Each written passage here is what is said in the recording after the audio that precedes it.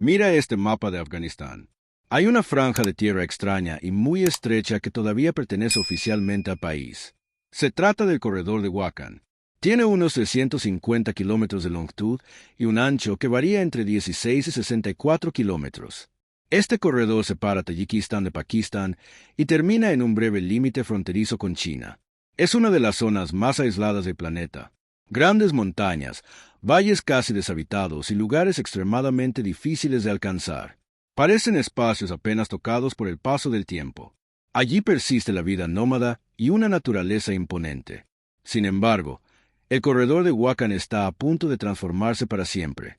Justo en ese lugar, los talibanes están construyendo una carretera de 120 kilómetros que conectará Afganistán con China. Según ellos, se trata de un proyecto que revolucionará la economía del país. Pero su impacto va mucho más allá de las fronteras afganas. Podría modificar el comercio global al ofrecer una ruta alternativa para el tránsito de mercancías chinas hacia Occidente. Para China, el corredor de Wakhan podría convertirse en un enlace clave dentro de la nueva ruta de la seda. Un gigantesco proyecto de infraestructura global destinado a ampliar la influencia económica china. La carretera atravesará el corazón mismo de la historia afgana, marcada por los numerosos imperios que surgieron y desaparecieron en estas tierras. Al mismo tiempo, abre un camino hacia un futuro incierto para Afganistán en lo económico, político y cultural. Aún así, en Internet solo encontramos esquemas preliminares de la construcción de la carretera. No hay videos, ni información detallada, ni reportes de avances. Por eso enviamos a nuestro reportero Valí a investigar. Sabía que sería una aventura larga y peligrosa, pero no estaba preparado para lo que vendría después. Aviso importante. Las opiniones políticas expresadas en este documental reflejan la perspectiva de Fern. Las personas que aparecen en pantalla o que colaboraron en la producción en Afganistán no están vinculadas ni son responsables de estas interpretaciones. Siento que la gente que vive tan lejos realmente encarna el espíritu de este lugar. Los espectadores habituales de Fern ya conocen a Valí. El año pasado viajó a Etiopía para explorar una zona de volcanes activos acompañado por niños armados con Kalashnikovs. Hace unos meses, voló a Fiji para investigar una matanza apocalíptica que se estaba extendiendo por ese paraíso. Pero esta historia es completamente diferente. Viajar a Afganistán no es sencillo ni mucho menos seguro. No se puede simplemente comprar un boleto al corredor de Wakhan. Primero hay que volar a la capital, Kabul, y luego continuar el trayecto por carretera durante varios días.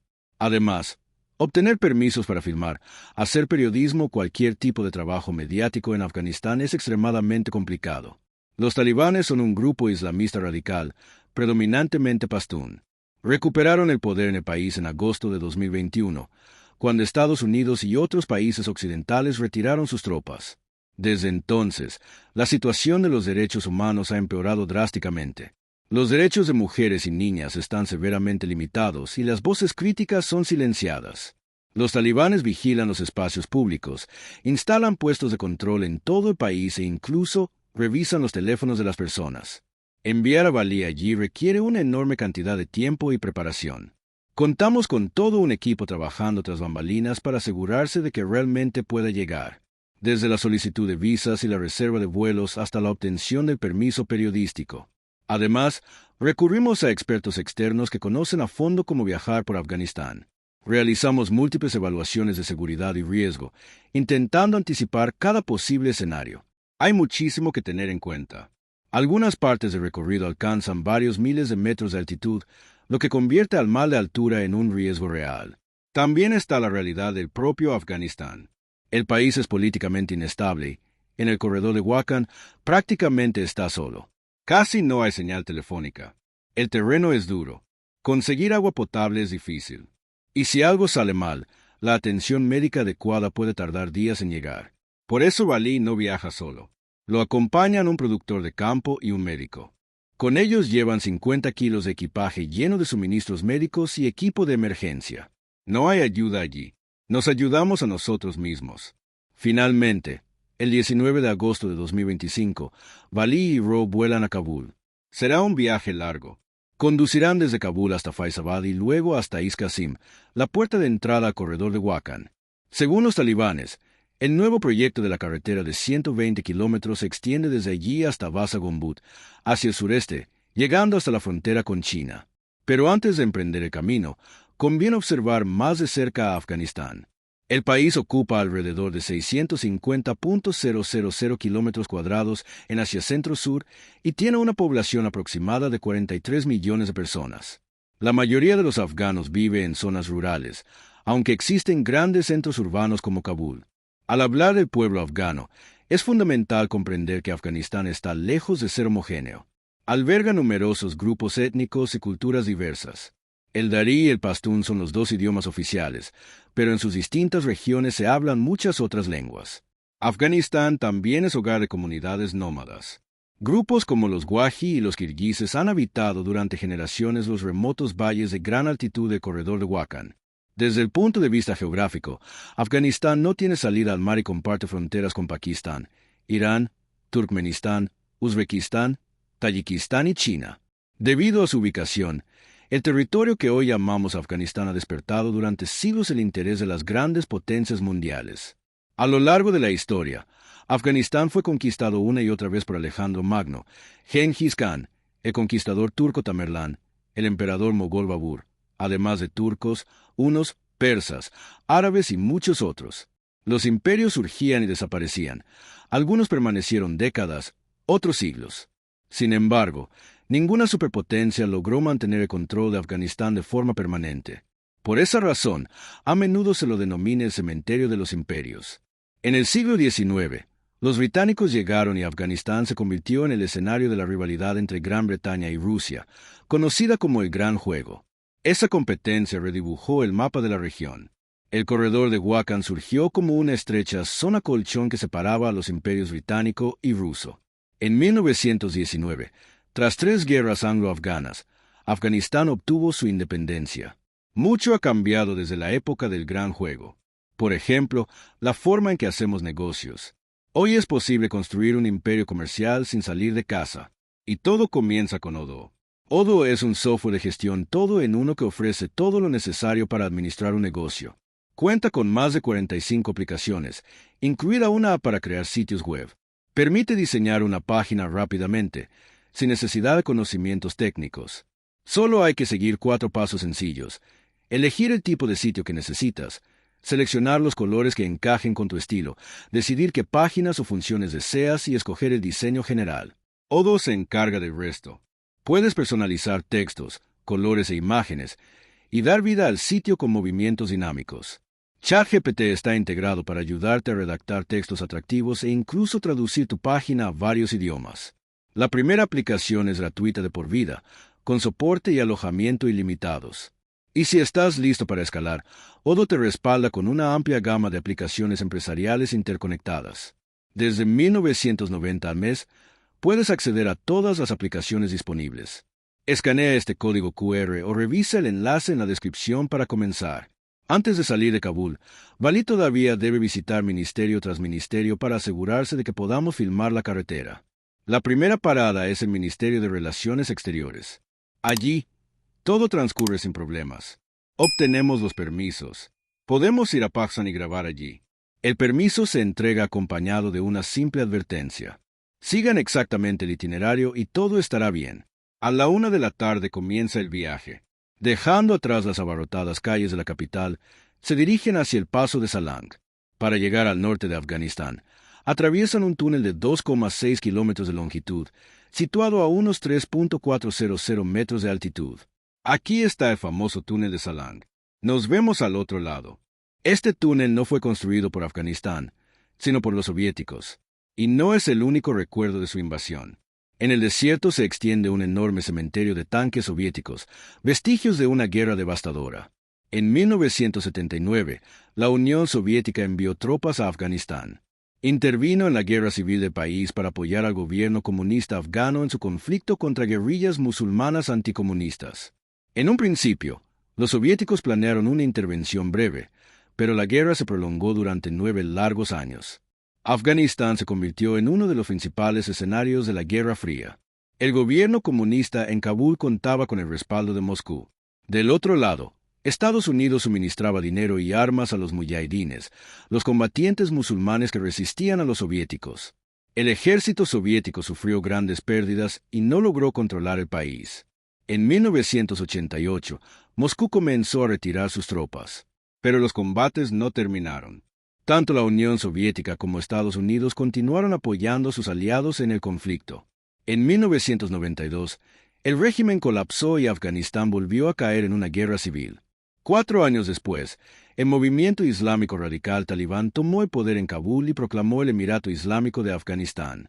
Durante el largo trayecto hacia el corredor de Wakhan, Valí y el equipo se enfrentan a un problema tras otro con el vehículo. Pinchazos, averías, combustible incorrecto. Hay viento, polvo, el frío aumenta y tenemos una llanta pinchada. Un comienzo prometedor. Algo anda mal con la bomba de gasolina, pero poco a poco siguen avanzando. Conduciremos durante la noche, despacio y con cuidado, para intentar recuperar algo del tiempo perdido. Las carreteras y la forma de conducir aquí son, sinceramente, un poco estresantes y bastante caóticas. Decir un poco quizás sea quedarse corto, pero sí, lograremos superarlo. Y el viaje realmente vale la pena. Llevamos en la carretera cerca de 20 horas y los paisajes son simplemente impresionantes. Finalmente llegan a la provincia de Badakhshan, este rincón remoto de Afganistán. El corredor de Wakhan también se encuentra dentro de esta provincia. Aún así, el trayecto continúa siendo largo. A lo largo de este río, por ejemplo, pudimos ver minas de oro. Afganistán es un país muy rico en recursos naturales. Bajo sus montañas se esconden enormes reservas de cobre, hierro, tierras raras y oro. Los talibanes controlan minerales valorados en casi $1 billón. Sin embargo, en la práctica, gran parte de estas riquezas permanece sin explotar. Estos niños están construyendo estas estructuras para la extracción de oro. Este lugar está lleno de explotaciones auríferas. Aquí se vive una auténtica fiebre del oro. Valí y el equipo finalmente llegan a Faizabad, la capital de la provincia de Badakhshan. El plan para el día parece sencillo. Entrar al ministerio, recoger otro permiso de filmación y continuar el viaje. Pero las cosas no salen como se esperaba. Sentado aquí, con esta hermosa vista sobre Faizabad, les contaré qué ocurrió hoy. Una vez que llegamos, la situación dio un giro inesperado. El ministerio local informa de repente a Valí que no tiene permitido filmar en ningún lugar de Badakhshan. Según un empleado del ministerio, la orden proviene directamente de los talibanes. De hecho, encontramos un artículo de prensa que habla de esta prohibición. De acuerdo con el artículo 17 de la ley, la difusión de imágenes de seres vivos está expresamente prohibida. Pero esa no es la única razón. Otro motivo que mencionó un funcionario es que, si esta historia se vuelve viral y muchas personas se enteran de este proyecto vial, que se ha intentado mantener lo más secreto posible, los países vecinos y la opinión pública podrían presionar a China o intentar de algún modo impedir que el proyecto se lleve a cabo. Esto me pareció extraño, ya que ha habido bastante cobertura mediática afgana sobre la carretera. No existen datos muy precisos sobre su extensión real ni material fotográfico detallado. Aún así, parece haber cierto orgullo en mostrar este proyecto. Todo resulta extremadamente confuso para nosotros. Entonces, de manera inesperada, llama el director del ministerio. Parece que lo hemos conseguido. Bajo condiciones estrictas, se concede el permiso para filmar. Valí y su equipo no pueden ingresar a las zonas de vida silvestre del corredor de Wakhan. Tampoco se les permite acercarse a las áreas fronterizas con Pakistán, algo comprensible, ni ir hasta la frontera con China, justamente el punto donde la carretera conecta a ambos países. Ese era uno de los lugares clave que planeábamos visitar. La única autorización es para conducir hasta Basai-Gombud. ¿Por qué cambiaron de opinión? No lo sabemos con certeza. Valí y el equipo no tienen otra alternativa que adaptarse. Aprovecharán los permisos que sí obtuvieron e intentarán sacar el mayor provecho posible de ellos. Y él no se detiene. Con la cámara en mano, sigue adelante, capturando imágenes de Afganistán que probablemente nunca antes hayas visto. Bien, aquí estamos. El último puesto de control. Y ahora, oficialmente, estamos en Wakhan. Hace muchísimo viento aquí. Los primeros 80 kilómetros dentro del corredor de Wakhan nos tomaron alrededor de 5 horas y media, y llegamos a Kandut, que es el poblado administrativo de Wakhan. Durante los días siguientes, el viaje lo lleva desde las concurridas calles de Faizabad, siguiendo ríos caudalosos. ¿Cómo va a salir todo esto? A través de valles aislados. Mira el pequeño balde que tiene en las manos. Cada vez que un burro necesita hacer sus necesidades, intenta recogerlas para que no caigan sobre los alimentos. Más allá de espectaculares panorámicas montañosas, se adentran cada vez más en el corazón del corredor de Huacan. El Huacan se divide en dos. Este lado conduce a Pequeño Pamir, que es hacia donde nos dirigimos, y por el otro lado, justo allí, está el paso hacia Pakistán. Son apenas 78 kilómetros en esa dirección. Todas las montañas que se ven desde aquí pertenecen en realidad al lado pakistaní. Valí y el equipo llegan a Sarad. Este es el punto donde comienza la carretera de 120 kilómetros hacia China. Se trata de un proyecto que los talibanes consideran fundamental para forjar nuevas alianzas tras décadas fuera de poder. Con el nuevo siglo, los talibanes habían logrado establecer un control firme sobre amplias zonas de Afganistán. También ofrecieron refugio a Al-Qaeda, la organización islamista militante fundada por Osama Bin Laden en la década de 1980. Lo que empezó como una red logística para apoyar a musulmanes que combatían a la Unión Soviética durante la guerra afgana fue evolucionando con el tiempo. Para septiembre de 2001, se había convertido en una organización terrorista conocida en todo el mundo. Se puso en marcha la búsqueda de los responsables de estos actos atroces. He ordenado que se utilicen todos los recursos de nuestras comunidades de inteligencia y fuerzas del orden para encontrar a los culpables y llevarlos ante la justicia. Como respuesta, Estados Unidos lanzó una operación militar destinada a perseguir a Al-Qaeda y derrocar al gobierno talibán, invadiendo Afganistán. 26 días después de los ataques en Nueva York y Washington, Estados Unidos y Gran Bretaña iniciaron la campaña militar contra Osama Bin Laden y el régimen talibán.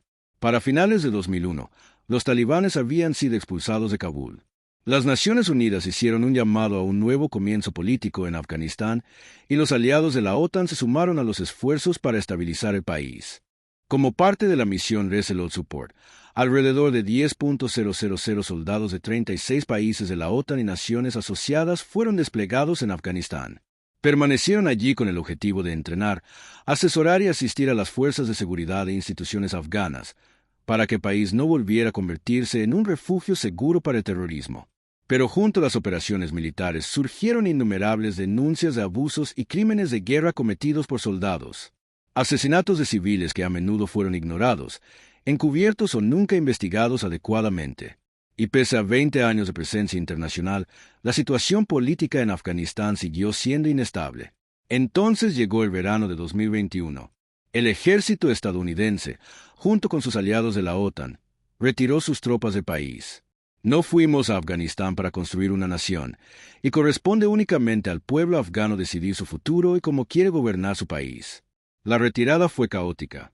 Cientos de miles de personas fueron evacuadas, pero miles más, que habían trabajado para Estados Unidos y sus aliados, quedaron atrás en Afganistán. Desde que los talibanes retomaron el control, reinstauraron duras leyes basadas en la Sharia y la situación de los derechos humanos empeoró. Arrestos arbitrarios, torturas y ejecuciones públicas de periodistas, defensores de derechos humanos y exfuncionarios del gobierno. En muchos casos, se informa que los propios familiares son obligados a ejecutar las sentencias. Los talibanes prohibieron a niñas y mujeres el acceso a la educación secundaria y universitaria.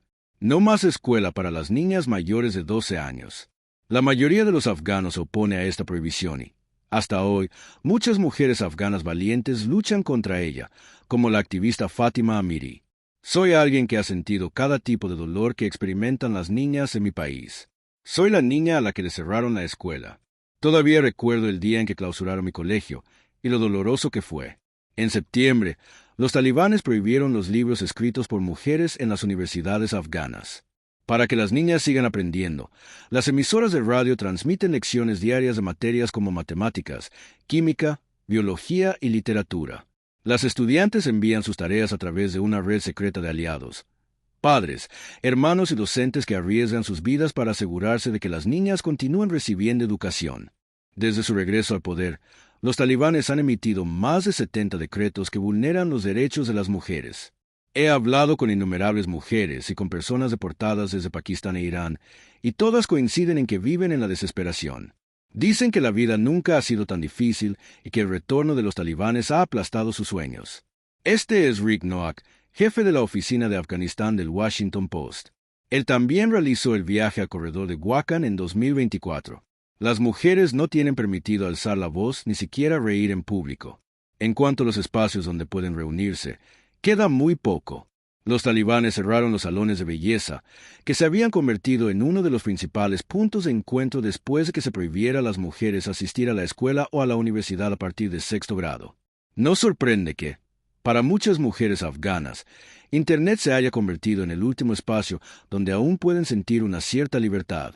Muchas de ellas utilizan chatbots de inteligencia artificial para conversar porque no tienen a nadie más con quien hablar. También intentan seguir cursos en línea. Así que muchas han tenido que recurrir a estas alternativas. Pero lo que hemos observado en las últimas semanas son señales crecientes de que los talibanes quieren restringir el acceso a Internet. En septiembre, los talibanes cortaron el acceso a Internet en el país durante 48 horas para evitar lo que consideran inmoralidad. Para muchas mujeres que veían esto como su última línea de contacto con el mundo exterior, esto ha sido especialmente devastador. En los últimos años, Afganistán se ha ido aislando cada vez más. Gobiernos extranjeros, ONGs y empresas se retiraron. Los inversionistas internacionales desaparecieron. Los talibanes afirman que el país está abierto a los negocios, pidiendo que vengan a invertir. Han intentado vender su país como un paraíso para los inversionistas, pero la realidad es que muchos países siguen siendo reacios a invertir. Siguen viendo riesgos significativos. La economía de Afganistán colapsó y el desempleo es elevado. Según el New York Times, más de la mitad de la población depende ahora de la ayuda humanitaria. Además, solo en 2025, más de 2 millones de afganos fueron obligados a regresar de Pakistán e Irán. Ambos países se han vuelto más estrictos con los refugiados y migrantes afganos. En medio de este aislamiento, China ha extendido una mano amiga. Ha intervenido como uno de los pocos socios internacionales que todavía mantiene relaciones con Afganistán. China se ha convertido en el mayor inversionista del país. A finales de 2023, fue su tercer mayor proveedor de importaciones. China incluso ha colocado un embajador en Afganistán. Y Pekín tiene razones para estar interesado. Afganistán posee enormes reservas sin explotar de cobre, litio y tierras raras. Estos recursos son estratégicamente importantes para China. El país está considerando extender el corredor económico China-Pakistán, CPEC, por sus siglas en inglés, hacia Afganistán.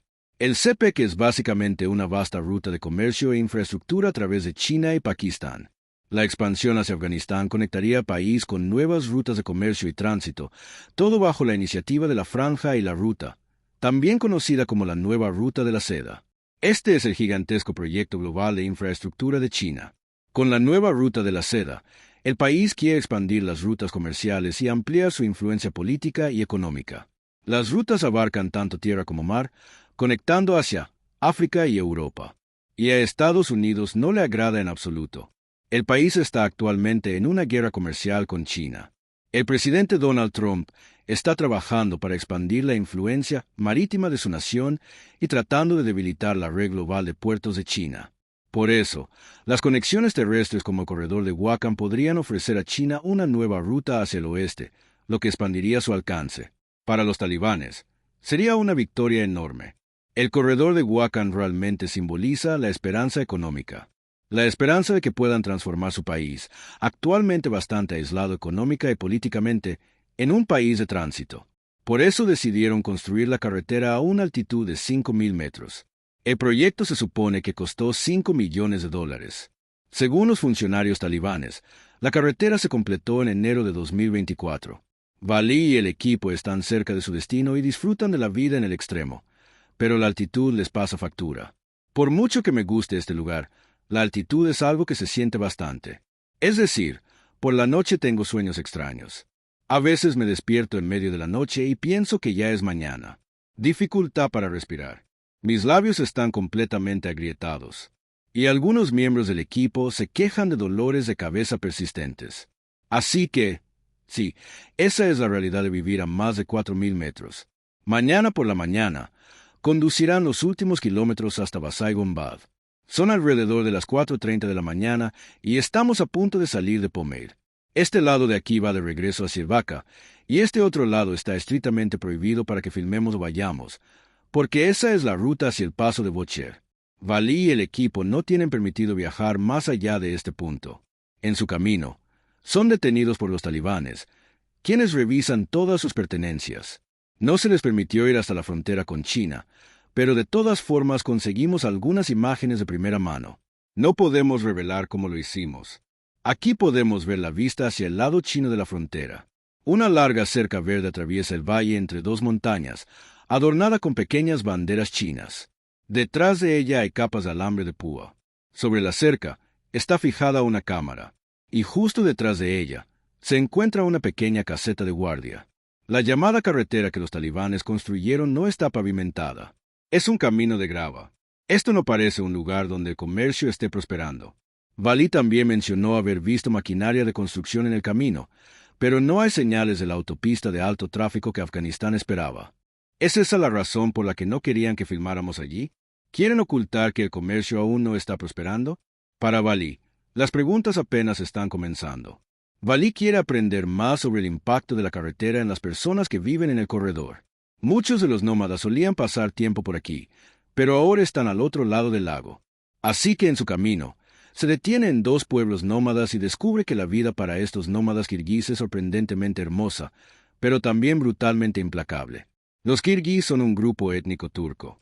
La mayoría vive en Kirguistán, Uzbekistán y China, pero algunos se establecieron en el corredor de Wakhan hace siglos.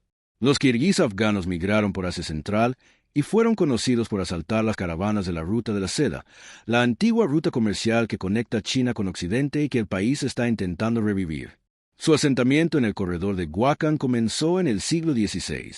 A lo largo del siglo XX, los kirguíes migraron a las zonas altas de Afganistán huyendo de las amenazas y expulsiones comunistas soviéticas y chinas. En 2021, cuando los talibanes tomaron el poder, muchos kirguíes cruzaron la frontera hacia Tayikistán. Buscaron refugio, pero su solicitud de ayuda humanitaria fue ignorada. Así que regresaron después de solo 2 semanas. Hoy, solo quedan entre 1.000 y 2.000 de ellos en la zona afgana. Vivir en estos valles a gran altitud es difícil. Hemos llegado al campamento nómada. Hay unas 8 familias aquí. Se puede ver en el fondo sus tiendas. Viven aquí en verano y, en invierno, se trasladan al otro lado del lago. Y sí, lo noto de inmediato, es una vida difícil. El acceso a la atención sanitaria es limitado y las tasas de mortalidad infantil y materna son altas. Pero el estilo de vida de los kirguíes está profundamente ligado a la tierra. Y a pesar de los siglos de agitación política, han logrado mantener vivas sus tradiciones y su idioma. Son pastores nómadas. Se desplazan de acuerdo a las estaciones con sus cabras, yaks y camellos, y viven en yurts. Por dentro, el espacio se siente acogedor. Tienen alfombras de colores en el suelo, camas bajas y estufas para el calor, lo que convierte no solo en un hogar, sino también en un refugio contra el clima brutal. Para esta noche, el equipo dormirá en una de estas yurts, experimentando de primera mano cómo viven los kirguíes en lo alto de las montañas. En este pueblo donde nos encontramos ahora, el agua no parece muy limpia. Hay algo de basura en el río. Así que caminamos unos cientos de metros río arriba, recolectamos algo de agua. Con suerte, la haremos potable. Tendremos que hervirla, desinfectarla. Oh, perfecto. Parece chai. Una mañana, Valí conoce a 2 maestros de Badakhshan. Gracias a la nueva carretera, ahora pueden venir aquí durante 5 meses cada verano para enseñar a los niños kirguís. Es hora de clases. Dentro de un pequeño aula, los niños se sientan en el suelo y están concentrados en su lección. Hay una niña aquí también, pero las estrictas reglas de los talibanes también se aplican aquí, en los valles altos del corredor de Wakhan. Solo puede asistir a la escuela hasta los 12 años. Y en todo su viaje por Afganistán, Valí no tiene permitido filmar a ninguna mujer. En el fondo, puedo ver a las mujeres ordeñando los yaks. Lamentablemente, no puedo tomar imágenes ni videos de las mujeres. Está estrictamente prohibido. El líder del pueblo kirguí le da a Valí un mensaje claro. Me dijo que podía filmar lo que quisiera, pero no a las mujeres, lo cual es triste porque, en primer lugar, estas mujeres son hermosas con sus vestidos, su apariencia, y también parece que la mayor parte del trabajo diario lo hacen ellas. Es decir, ordeñar, cocinar, recolectar estiércol de fuego y encender el fuego, hacer el té. Creo que incluso él. Ahora los comerciantes llegan con regularidad en sus vehículos para vender sus productos. Zapatos, manzanas, melones, pasta, más manzanas, melones, arroz. Es como una pequeña tienda ambulante montada en un coche. Algunos vienen desde Huram, tras un viaje de quizá 3 días, solo para intentar vender aquí su mercancía. Para los kirguises, esto es algo increíble. La carretera ha traído un cambio real y tangible. Sin embargo, cuando Valí intenta profundizar más y hablar con trabajadores o funcionarios talibanes sobre el proyecto, se topa una y otra vez con un muro de silencio. Valí insiste, intenta concertar entrevistas repetidamente. En un momento dado, logra reunirse con el gerente de proyecto de la empresa constructora responsable de la carretera. Por fin, una oportunidad de obtener respuestas. Pero cuando se sientan a conversar, el hombre se retira de inmediato.